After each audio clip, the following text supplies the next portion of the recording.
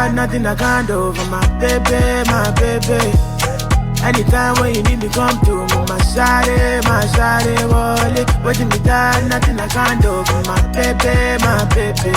My shawty, oh, my baby, my baby. Hello guys, and welcome back to my YouTube channel. My name is Lilian Okonkwo, and this is Gist with Lilian GWL. You guys are welcome back to my channel. I really appreciate every one of you. If this is your first time coming across my video, please do not forget to subscribe. Yes, I'll be singing it and ringing it like a bell until y'all that are passing through these views do what? Subscribe to my channel and like, share, and comment. If you're already a subscriber, thank you so much. You guys keep viewing.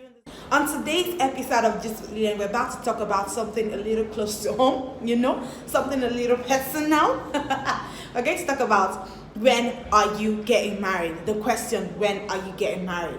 If you are from around here, by the way, I'm a Nigerian and I am, in my late 20s. Yes, I just clocked the 2.8, in May. Yes. And this question, it's like a regular thing in Nigeria. I'm from the Igbo tribe in Nigeria. I'm Igbo, okay? And I'm from Imo State. So the truth is this. In Nigeria, if you are a lady and you're like 25, upwards, late 20s and early 30s, the question that people tend to ask you every damn time they see you is, when are you getting married? When the hell are you getting married? That's the question. And the crazy thing is this. People do not realize that the question they're asking you, that's you yourself. They ask you the questions like, you don't want to get married, like, auntie, how far now? When are you getting married now? What's up now? When are you getting married now? They do not realize the fact that you also want to get married. That's what they don't understand. That you too, you want to see the mini yous, okay? I want to see kids that look like me, that got my swag, walking all around me, okay? And I want to see kids that look like my supposed husband too. These are the things we dream about. And people do not realize that we also want what they want for us. So I'm going to tell you guys, the thing about these questions, when people always ask you when are you getting married, why growing up, we always had this thing inside of our head that, you're expected to get married, you're expected to have kids. And it's the truth, we are expected to do all of these things. I remember when I was in school, like, because of the factor of, marriage. When I was in school, I think that was like my IT period. I was 21 when we went for IT. I read a 5-year course in school, by the way.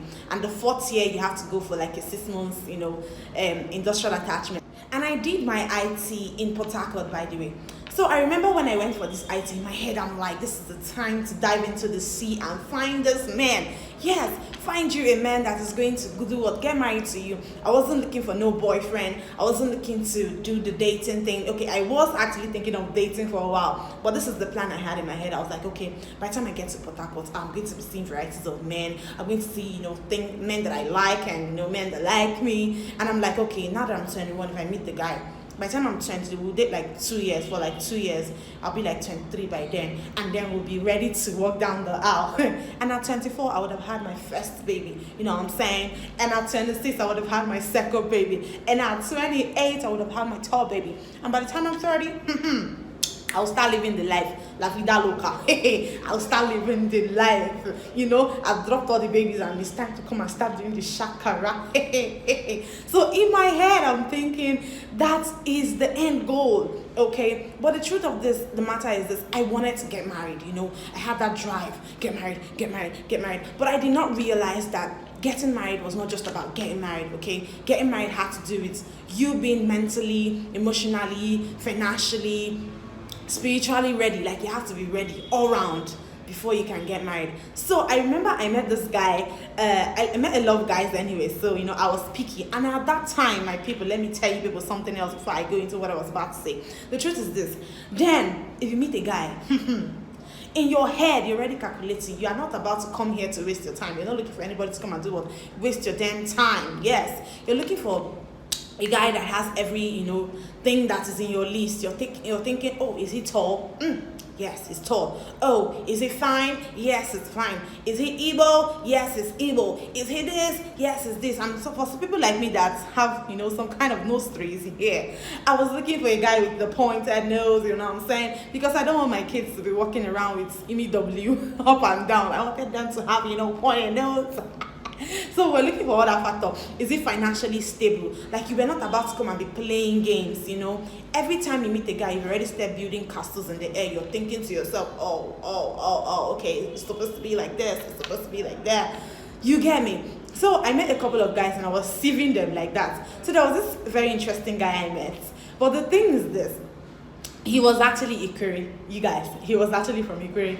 And then he was not Igbo, but he had the whole tall, cute, doing okay type of thing. And in my head, I'm like, okay, if I start to date this guy now, he looks like somebody that, but by the time you date him for like 2 years, you guys would have, be ready and all of that. So I had all those things mapped out, my people, mentality, But at some point, I was not like, but now, wow, this one that he's not Igbo now, how are we going to roll? And then in my head, I'm like, I don't want the fact that my parents, will come and meet a non-Igbo in-law, when they're chit-chatting. Ogomo, elo tunodi. Instead of asking them, Ogomo, elo tunodi, they're not come and be speaking English for them and be saying, how are you people? Hope people are good. How are the kids? It's not going to be sweet. So that actually, gave me the drawback. So I had a lot of crazy mentality inside of me at that point, which actually made me realize now that I've come of age that, man, baby girl, those things were not the things you were supposed to be looking out for, okay? I had a different mentality then. I just wanted to get married for the get married sake and, start grooving at 30s. But that was not the thing to be looking out for. And that when it's time, it's time. You don't have to rush yourself. When it's time, it's time. I know better, So I'm going to drive at the fact that, this whole tribal thing I'm talking about. If you're in Nigeria, you already know the fact that we have issues with marrying, other tribes, okay? So it's always a factor, like it's a problem. After being an Igbo girl, by the time you're sieving men, you're sieving the Yorubas out, you're sieving the Hausas out, because you don't want drama in your house, they will start talking about the fact that you brought, a non-Igbo person to the house. And then after doing that one, let me tell you people another bomb. In the Igbo community, they have discriminations too. How crazy is that? That after sieving Yoruba outside, you still come and do what? Sieve within your own Igbo community. We're talking the fact that most of the times, Anambra people, they do what? They marry themselves. They will not come and tell you, Mam sim lo nye buying. They will do what? They marry themselves. And then Igbo people, they tend to marry themselves. Enugu people, they marry themselves. Abias people, they marry themselves. Ebonyi and every other, part of the Igbo community, they marry themselves.